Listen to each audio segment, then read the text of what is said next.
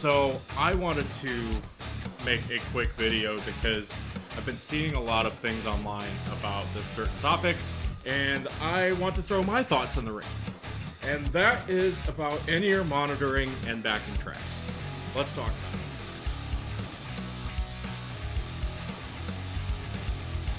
Welcome back to the Produced by Paps channel. My name is Sean. My friends call me Paps. I'm a music producer and videographer based out of Florida. And today I wanted to talk about a little bit of a touchy subject on the internet right now, and that's in-ear monitoring and backing tracks. So if you're new to pro audio, in-ear monitoring is used across the entire music industry. If you've ever seen a larger artist or have gone to see a band at a festival, you'll usually see that they have these things in their ears. Well, those are in-ear monitors, and what they do is that they allow each band member to have their own mix within their ears, so that way they can hear everything that's going on, because it's quite difficult to get enough stage volume at these large festivals without damaging your ears. These in-ear monitors also offer some other benefits as well. They allow for the crew to be able to communicate with the band members.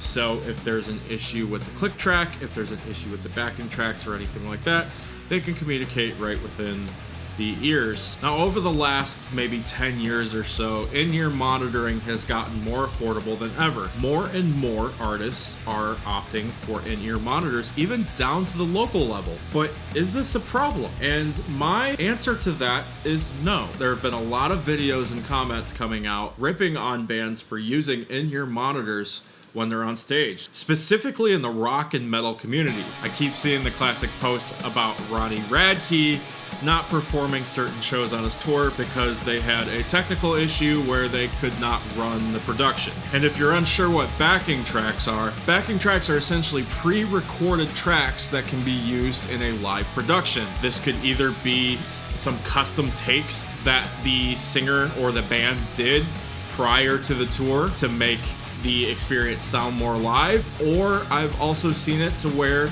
bands will just run the stems right off of the original production and just run them live. Typically, this is for things like post-production, such as 808s or snare bombs, additional instrumentation that the band doesn't already have. It could also be vocal harmonies and vocal dubs to help bolster the singer's voice in a live setting. Now, there's been a lot of chatter online about whether running backing tracks or in-ear monitors is ethical as a musician, or if a band using these tools is quote-unquote faking it. In my opinion, is that IEMs and backing tracks have actually made live productions better. And here's why. If you're a musician that's ever played a live show, you know all of the challenges that come with it. Gear failures, there's too much bass in the monitor in front of you, there's not enough vocal. It can be a big mess playing live, especially as a local band. That's where I think in-ear monitors solve a lot of problems, because if you're an independent artist and you can afford to have a decent rack unit with IEMs for your entire band, you can set up your own mix when you play live, so that way everybody can stay tight. In fact, I remember hearing when Eloy joined Slipknot, they actually started using in-ear monitors. And I don't know about you, but the last few shows that I've seen from them on YouTube have been tighter than any other Slipknot show I've ever seen. I'll let you be the judge on that one. So personally, I think that in-ear monitors allow for musicians to be tighter. It allows them to listen. After all, when you play as a band, you need to be listening to what the other instruments are doing, not just what your instrument is doing. It's very important that you hear the drums or the bass guitar or the vocals, or to make sure that you're in tune with the lead vocalist if you're singing harmonies. There are a lot of advantages to using in-ear monitors that aren't just faking it. They're actually tools to help you play better. And so that leads me to the other elephant in the room, which is backing tracks. Backing tracks, click tracks, whatever you want to call them. I don't know why people are so pissed about these. If your band requires them, if you're a super tight metal band and you need that precision, run a click track.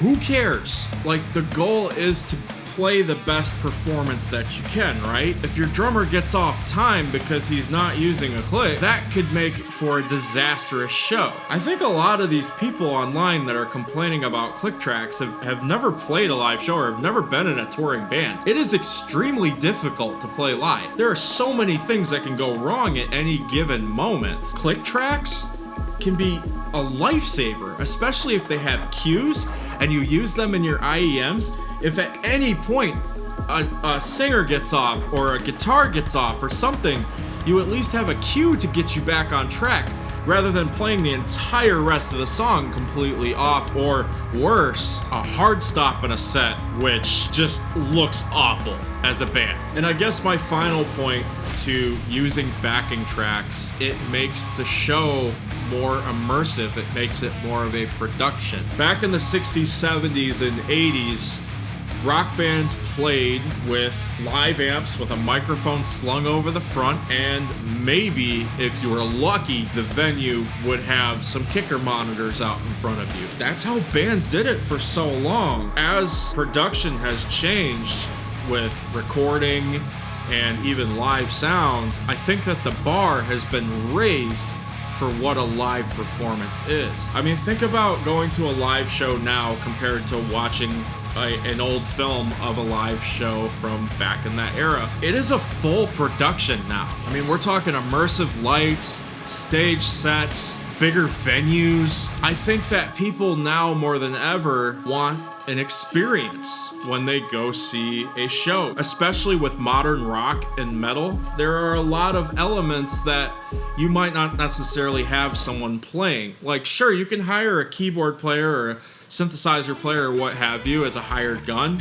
or maybe you have a hired gun guitarist or something, and that's totally fine. But there are some things, like, you're not gonna have a bass drop player, you're not gonna have a snare bombist, like, kind of comical to me, because a lot of the things that we love about modern rock and metal are the post-production elements, and I know this from experience. I get stoked about, like, a sick breakdown, adding some of those, like, explosion effects or the bass drops or I mean, come on, tell me who doesn't like a classic 2008 breakdown with a massive long freaking bass drop going into the breakdown? Like, come on. There's nothing like it. Now, do you need all of this post-production to be an awesome band? No. There are plenty of bands that kick ass without having any type of, like, post-production like that. But for the ones that do, I don't know why we're hating on them for using click tracks. Sure, you don't want the production to necessarily sound exactly like the record. However, there are some elements of the song that you're gonna notice are missing. So going back to the Ronnie Radke example, Falling in Reverse uses a lot of post-production, and I've seen the raw multi-tracks, and if you listen to those songs without the post-production, they sound a little bit thinner than you're used to. I understand why he canceled the shows. Fans are paying their hard-earned money, and concert tickets are more expensive than ever, to go out and do a lackluster performance. Like, I get it. There's an expectation that his band shows up world class. Yeah, I don't know. I mean, at this point, man, I'm ranting and raving about this. I just think it's dumb to call a band fake because they use backing tracks. To me, if it makes their performance better, if it makes the show better, then by all means. Gone are the days of, like, just winging it on stage. Any band that is playing at a professional level has a production planned out. It's the same show every night for consistency. They may switch out a song or two, but for the most part, the production's gonna remain the same. It's easily repeatable. It limits the amount of things that can go wrong during a set. Let me mention lighting real quick too, because all of that is synced to the production, to the click track, or they have a lighting director that's actually timing it with the tracks. So is it fake? I don't think so. Ultimately, I think it makes it for a better show. It really kind of rubbed me the wrong way that people are online saying that in-ear monitors and backing tracks are ruining live performances. I disagree, and this is coming from a musician that has played live for over 15 years. It's tough out there. you know, and we need all the help we can get. So yeah, let me know what you think in the comments. Do you think bands are okay to use backing tracks, or do you think that it is a problem in the music industry? Let me know. And if you like this video, make sure to leave it a thumbs up.